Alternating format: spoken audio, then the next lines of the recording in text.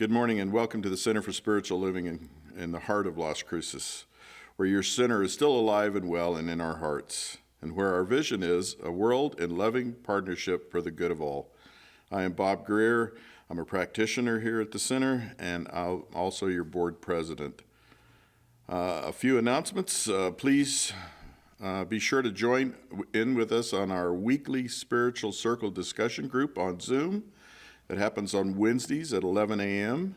Just jump in as you can. The discussions cover the 4 featured articles in the Science of Mind magazine. See the newsletter or call the office if you need a Zoom invitation. We have a couple of volunteer opportunities. We need someone to oversee the bookstore, and we would like some new members to join on the tithe committee to replace those who have stepped off. If you need more information on this, check the weekly newsletter or just call the office. We had wanted to have a yard sale. Instead, we're looking for someone with garage or storage space where we can store what people want to donate until we can safely have our yard sale. Please let the office know if you have space that you can have us to store some of this stuff temporarily. For now, if you do have something that you want to get out of your house, we do have some bit of space in our center at the children's area. So just make arrangements to drop it off when somebody's here, and we'll be happy to take it. Thank you for that.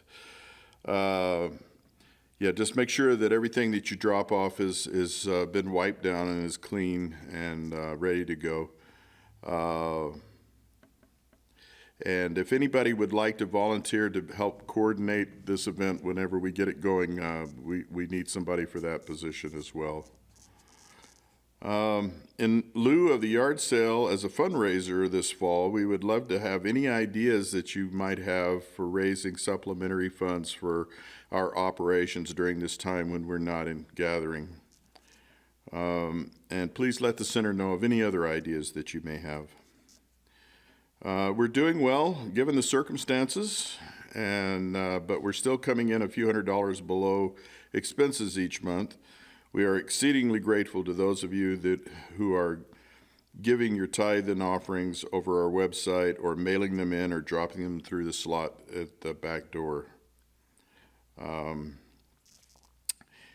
We are a tithing community, and we continue to be, and 10% of what we receive this month is going to be going to Las Esperanzas for Weed and Seed, which provides a safe place for at-risk youth.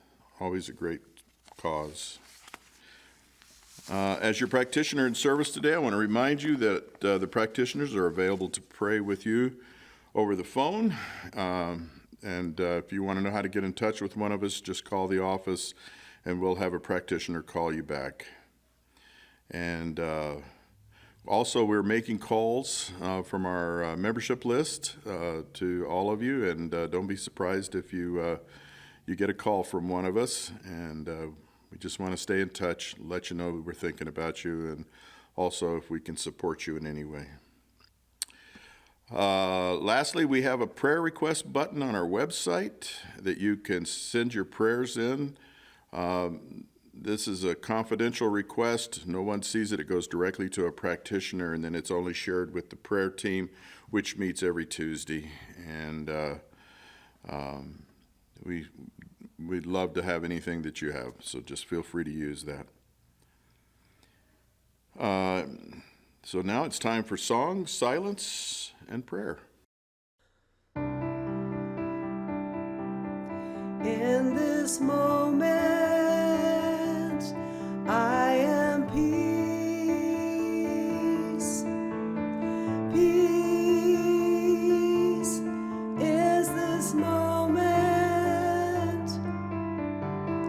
Peace, peace, peace.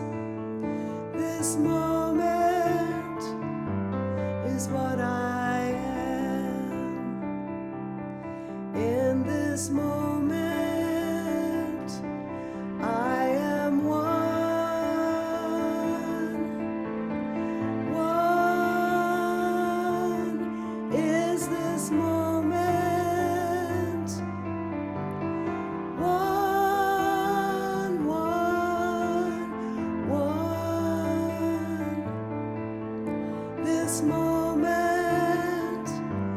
is what I am. In this moment, I am still. Still is this moment. Still,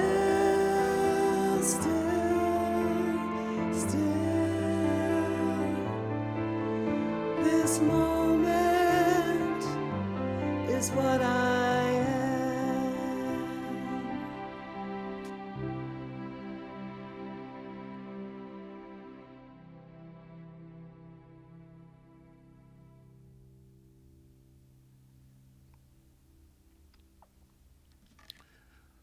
So just opening to this moment of perfection, knowing that Spirit is right here, right now, as it is in all ways and at all times. Knowing that I am connected to that source, and as I claim this truth for myself, I claim this truth for each and every person. Knowing that we are all one.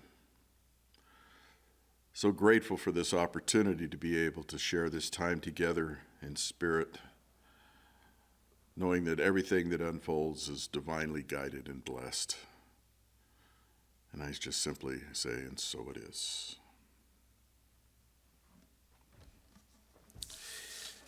And for today's reading, this comes out of the November Science of Mind magazine, which I believe we have in our bookstore. This is from Ernest Holmes, and it's titled The Only Reality. Love is a universal language, interpreted through every living soul and understood by all. Love will find the solution to every problem, will answer every question, and will ultimately vanquish every foe. Love begets tolerance. Tolerance begets understanding, and understanding able to put itself at other people's place.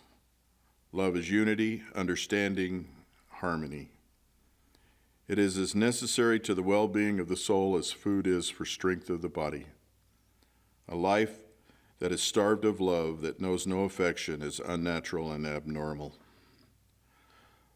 Love would sit within every person, flowing through and permeating one's entire being. We truly live in its atmosphere when we meet people through whom love radiates. A unity is formed, harmony is created, and we desire to be in their presence. Love is a synonym for God, the universal outpouring of spirit through law, wisdom, life, and action. God knows us in love. We know God only through love. When we love humanity, we are loving God in and through others. It is impossible to enter into a state of peace without love. Love is the only reality there is. Thank you.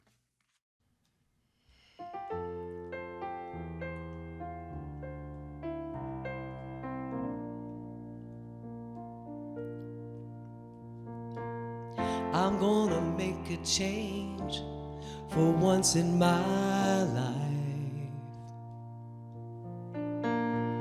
Gonna feel real good, gonna make a difference, gonna make it right.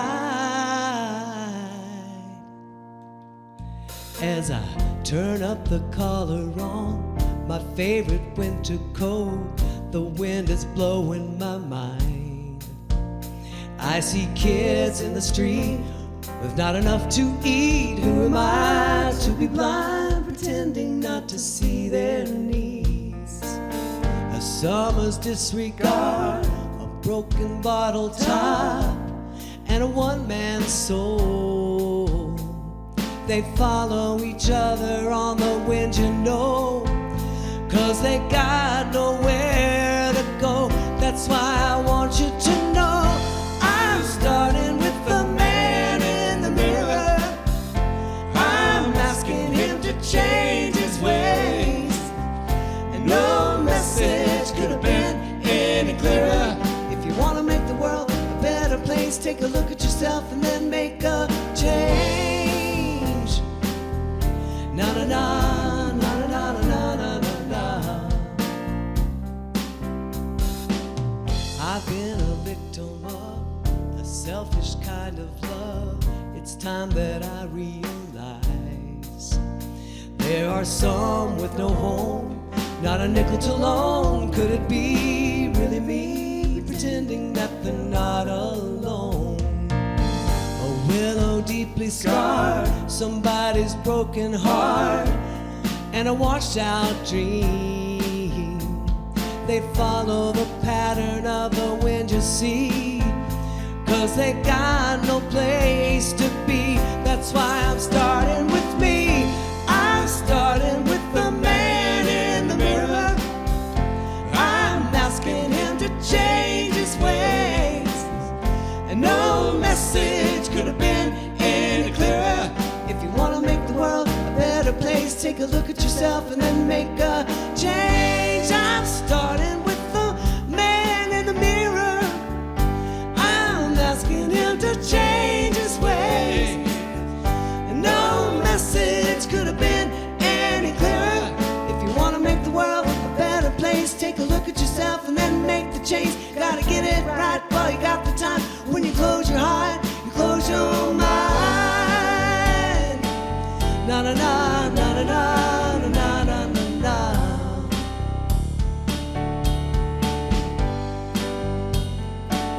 Na na na na na na na na na na.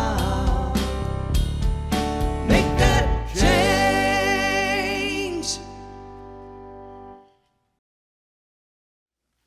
Good morning. Thank you for joining us on this Sunday morning. I'm Reverend Bonnie, the community spiritual leader here at the center, and I think this is the first time I've spoken on daylight savings when I don't have to worry about who might have overslept and missed the service this morning. So I'm just grateful that you've joined us at whatever time you've chosen to do so. This month, as we're moving into a new topic, we are looking at living as compassionate conduits. And gratitude is a good place to start. And I am just grateful that you are here with us and joining us this morning. So being a conduit is a channel through which something is conveyed, a means of transmitting or distributing something. And we're looking at being compassionate conduits, compassion being caring about other humans or other beings. And so as we are caring for others, what are we conveying? What are we allowing to move through us into the world? This week, as we move into another presidential election, I thought this question was extremely important. What are we compassionately allowing to move through us at this time? I thought it would be important to think about being conduits for peace, especially since there are so many predicting on either side that this could be a not peaceful presidential election. We, of course, hope and pray that it is. So what can we do as members of this center and as members of the New Thought movement to be a conduit for peace at this time? As we heard in the reading, it is impossible to enter a state of peace without love. And in the Science of Mind text on page 460, Ernest Holmes says, "Hate begets hate, and strife produces strife. Love alone overcomes all and justifies the eternity of her dominion." And on another page, 368, he said, "To know God is to love. For without love, there is no knowledge of God." And so what this is saying to me is that we bring both. As conduits of peace, we're also conduits of love, because love and peace come in together. And so during these elections, how do we become conduits for peace and love in our community? 4 years ago, at the last presidential election, I witnessed something here in our community, our spiritual community, that I'd never seen in all the years that I had been coming to these centers. What I saw was that we realized, I think for the first time, that we might be seeing things a little differently. Prior to that, I'd heard people up here say, "I just love coming here because I love being around like-minded people." And people would say things in the social hall, "It's so good to have found my tribe, my family, and other like-minded people." And what happened after the last election is we started to see where we weren't so like-minded. And there started to be feelings of dissension and tension right here within our own spiritual community. We started to see that even though we believed in and totally absorbed into our lives the same teaching, that the way we expressed it, the way we applied it in our lives was very different. I think that this created some really uncomfortable feelings for people. Some people felt a blow to their faith. Others felt unwelcome or misunderstood. And I think many of us were shocked by these more glaring differences that started to surface right here in our own spiritual community. We had been focusing and emphasizing our similarities and our oneness for so many years, this took us completely by surprise. And as I've spoken to other ministers around the country, our community wasn't the only one that had this experience. Our beloved community, this beautiful community that believes in oneness, started to feel divided in some ways. So once again, as we move into an election, a presidential election time, by the very nature of how these elections are set up, there will be some people who are happy with the outcome of the results, and there will be some people who are dismayed or very, very unhappy by the results. And sadly, what we're hearing is that either way, some people are predicting violence as a result. So how, again, can we as New Thought members, as people that are practitioners and students of this teaching, be better prepared? How can we set an example? How can we be conduits for peace during this election process and beyond? No matter which side you voted for. I think our challenge within our centers, within our homes, within our country, is to continue to see the wholeness of humanity. Not just the wholeness of all humans, but the wholeness within each individual human as well. To see our oneness with God and to know that each individual, no matter who they vote for, is one with God, and therefore we are one with all of these individuals. We need to remember and see that God doesn't abandon one party and support another. Our oneness with each other and with the whole is still present. God is everywhere present, in and through all people. And this is true now, before the election, and it will remain true after the election. So again, how do we prepare ourselves? How do we live this teaching through this time? I know we've often heard it said, let go and let God. And I liked the way that the authors Jack and Cornelia Addington in The Joy of Meditation refer to this phrase. Let go and let God has become a sort of byword to metaphysicians. Do not be confused by this expression. It is not a lazy person's excuse to retreat from life. When we say let go and let God, we do not mean to give up or assume a lethargic, defeated attitude toward life. It means to let go of the past with all of its sorrows and frustrations. It means to let go of all the feelings of anxiety and limitation and let the almighty power of God express through us with zest and enthusiasm. So there's that conduit idea again, that almighty power of God expressing through us with zest and enthusiasm. It means to go within and find our power. But having found our guidance, we are supposed to take the next necessary human footsteps as inspired from within as we let God bring about the manifestations of our goal through us. With God, all things are possible, but God works for us through us. So, in order for us to remember this, in order for us to move into that space of letting go and letting God, we of course need to deepen even more into our spiritual practice. We need to continue to move into that space of meditation and prayer. And I encourage you over the next week, especially at this time, to just hold that high watch, that consciousness through prayer and meditation. We've been invited to join with other centers around the country on a day-long meditation on Election Day. This is nonpartisan. It's to hold that high watch, to be part of that greater consciousness. If you are interested in doing that through Zoom, you can get the information in our newsletter, on the website, or call the center. Or you can move into that prayer and meditation on your own, in your own space. It will all blend together to help uplift this country during this time. As conduits for peace, we begin by getting peaceful within ourselves.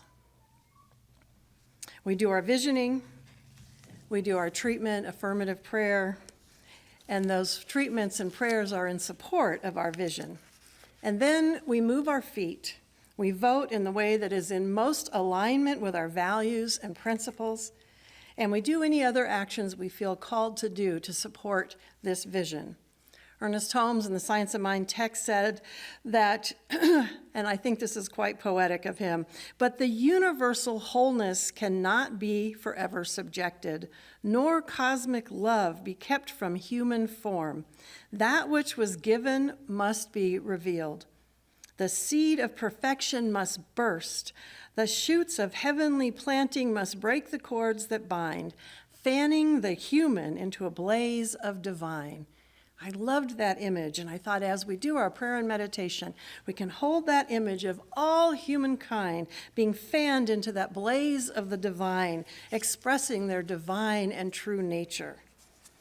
And since I know that there are people within our community who will be voting on either side of the aisle, and all of us will be doing this prayer work and this meditation, all of us will be seeking that high ground, that higher result for this country.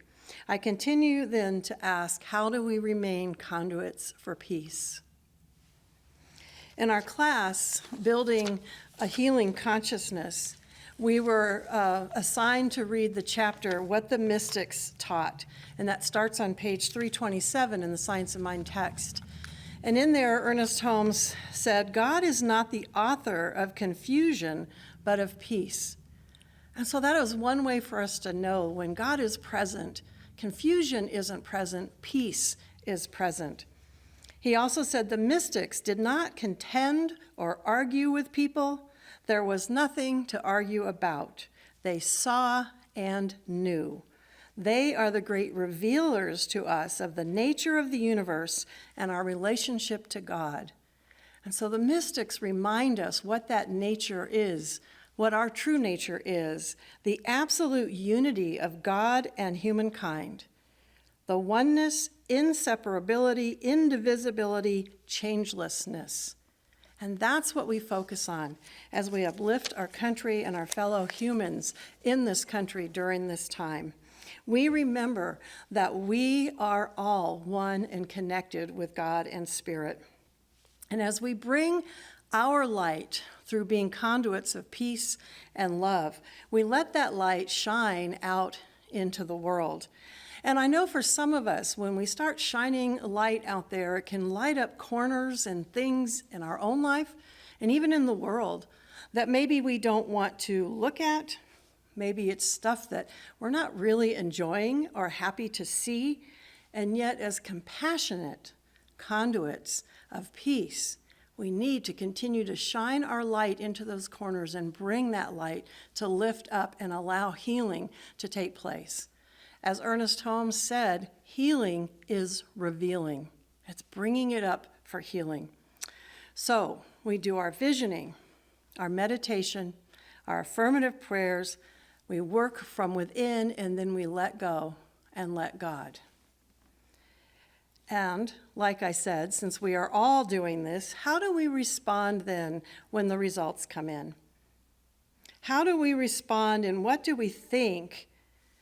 And how do we remain conduits for peace if the results we get look different than what we were hoping for, or look different than what we were expecting? What do we do when what we least expect is what shows up?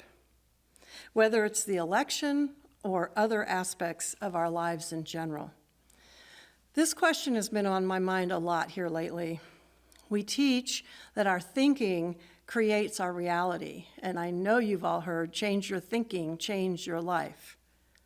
And so, what happens when something we never even imagined or thought about appears in our life? Does our thinking cause everything that shows up? In my life, these questions have been very prominent of late, not just because of the upcoming election, but also ever since the recent death of my son. My thinking was, did I cause this in some way? Was there something I was unaware of in my thought process that was contributing to this event? As with any effect or manifestation that shows up in my life, especially those that I'm not so pleased to see, I tend to look back over my thinking. I look back through my life to see what experiences might have contributed to some deep-seated beliefs that are manifesting in ways that I'm not necessarily supportive of or that I don't necessarily want, so that I can change them. So I look back over my life. When I was 7, my mother was pregnant, and it ended in a stillbirth, or so we were told. But at age 7, I was looking forward to having a little brother or sister. So the little 7-year-old me felt like that baby had been taken away from me. I always had wanted a baby. When I was 1 year and 8 months old, my brother was born, and I've got pictures of me trying to hold him with pillows, holding me up, because I loved holding babies from as long as I can remember. So as an adult, I still wanted a child. It took 7 years. I tried, and eventually I adopted my son. The first year before it was finalized, I spent a lot of that time afraid that at some point they would deem me unfit and come and change their minds and take him away from me. That had become my greatest fear, that another child would be taken from me. So fast forward 32 years, almost 32 years later. I was sitting in my living room here in Las Cruces, and I was looking at photos of him and his family and his children, and I thought, we made it. They didn't take you from me. I thought we'd arrived. I was so grateful. And literally, within a week, he took his own life. Did I create this? That thought kept going through my mind. But then I realized it had never, ever, ever crossed my mind that he would take his own life. That wasn't a thought anywhere in my awareness. And yet, having a child taken from me had been my worst fear throughout most of my life.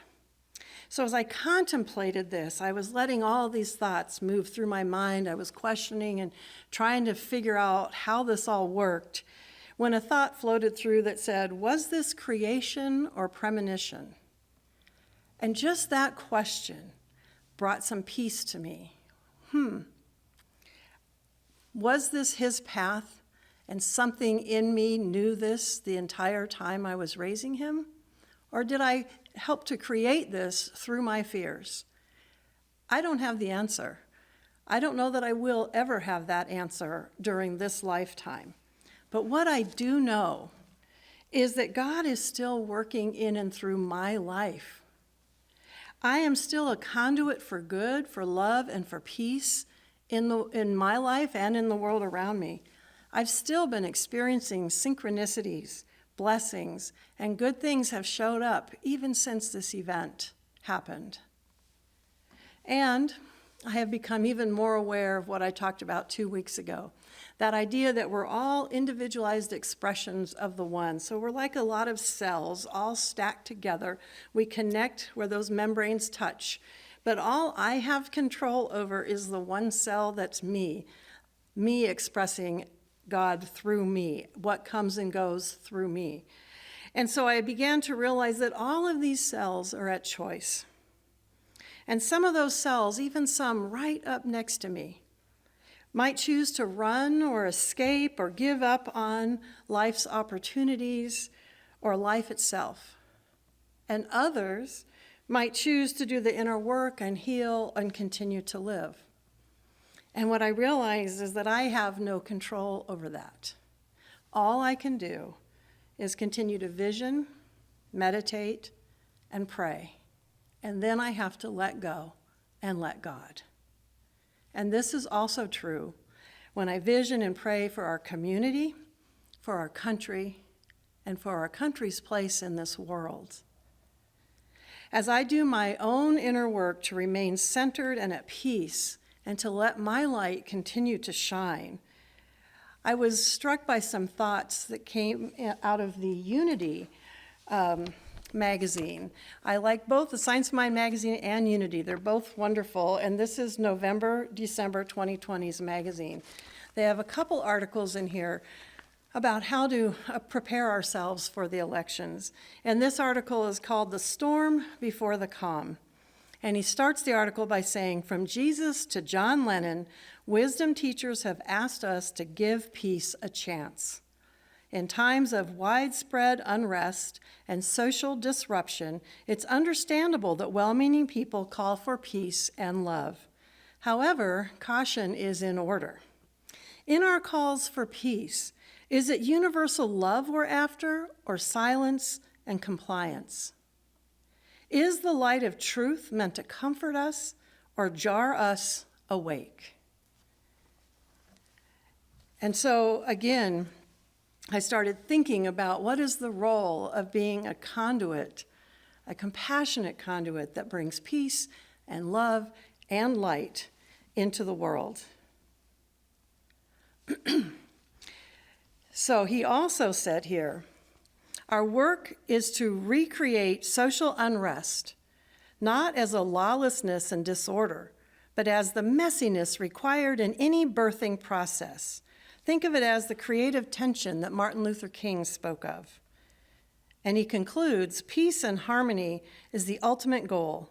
When all human beings are afforded their God-given rights of dignity, access, and abundance, peace and harmony will break out all on their own.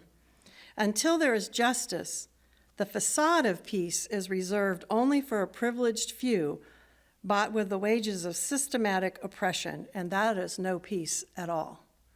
I loved how he said that once we see for all people what we want to see in our own lives, essentially, that dignity and access and abundance, that peace and harmony is just a natural outflowing from that.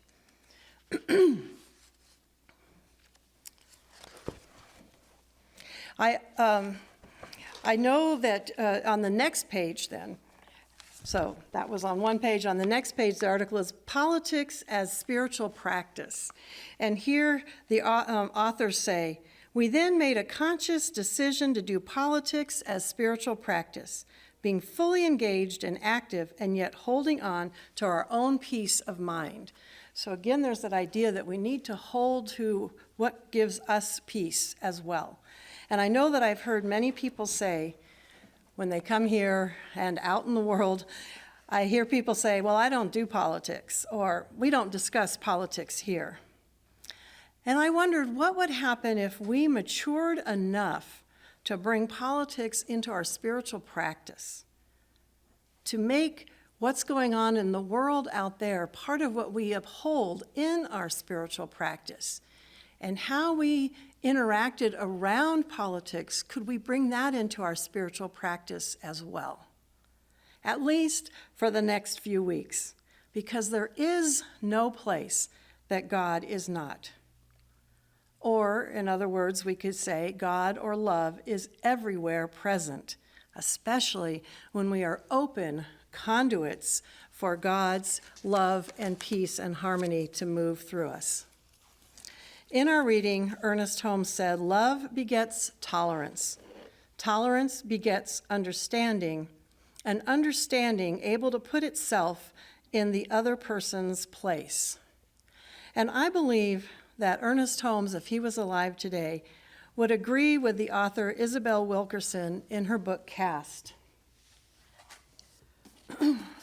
At the end of this book, she says, with our current ruptures, it is not enough to not be racist or sexist.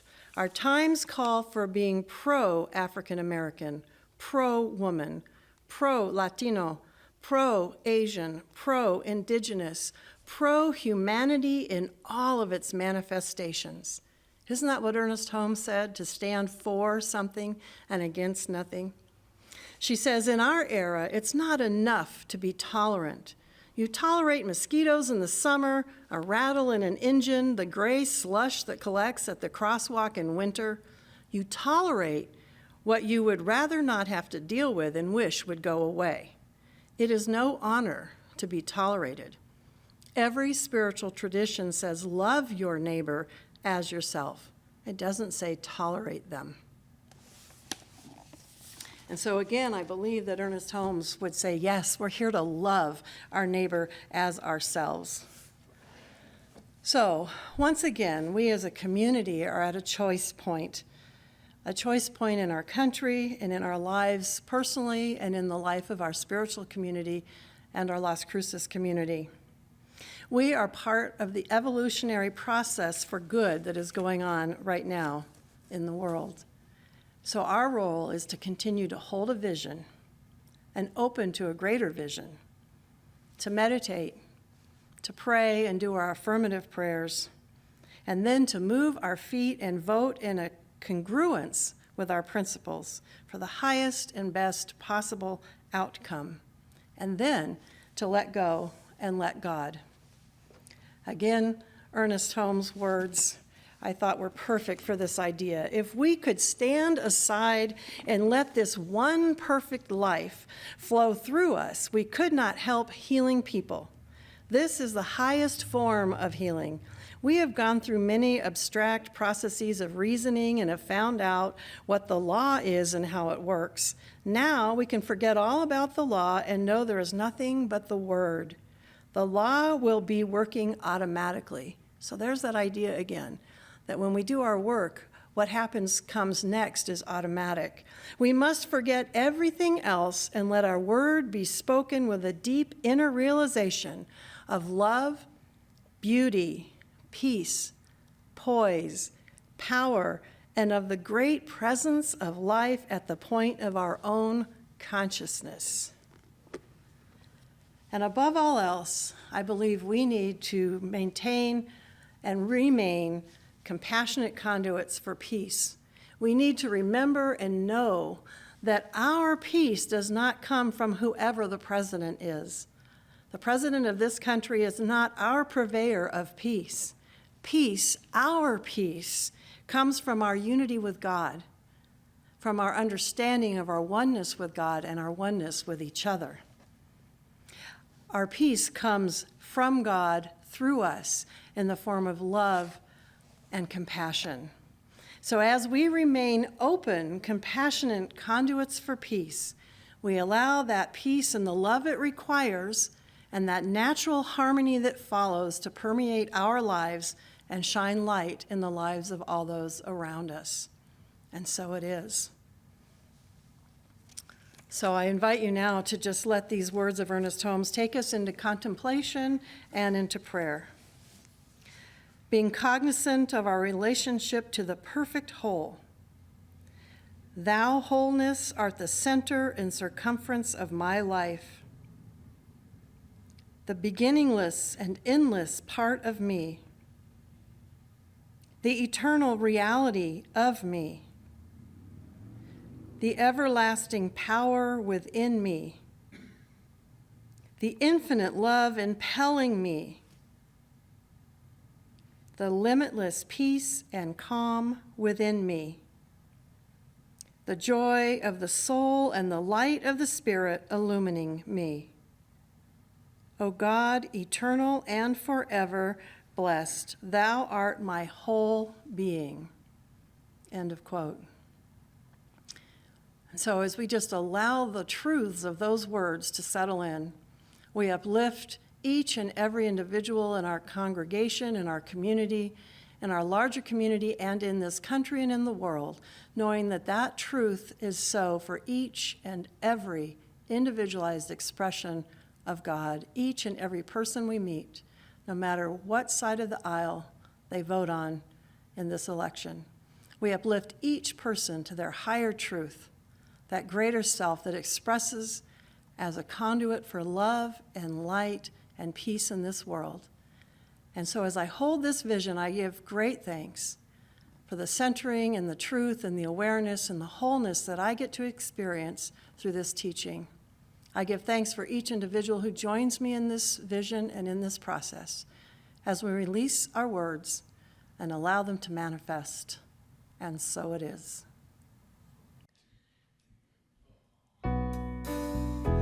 You can play the game, you can act out the part, though you know it wasn't written for you.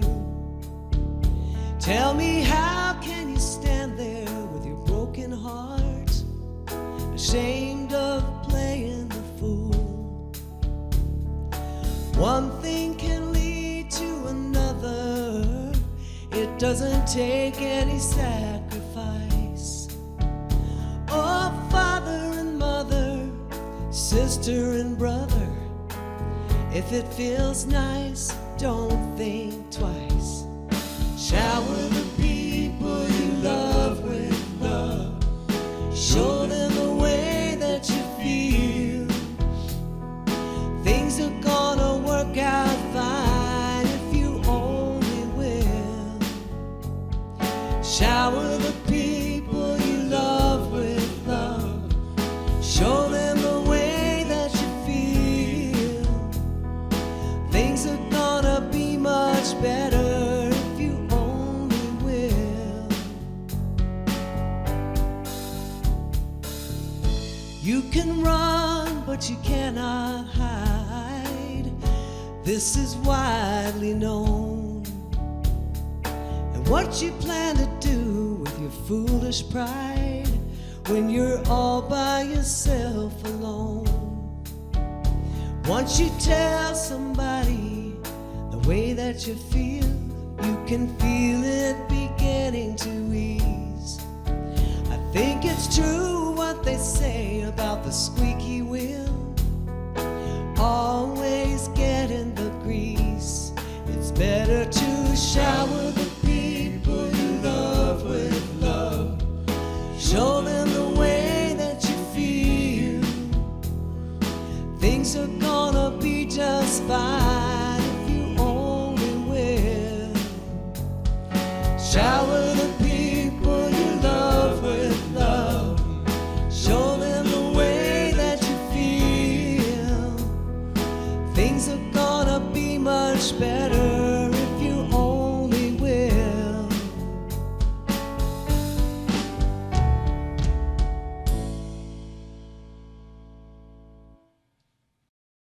Thank you so much for joining us today.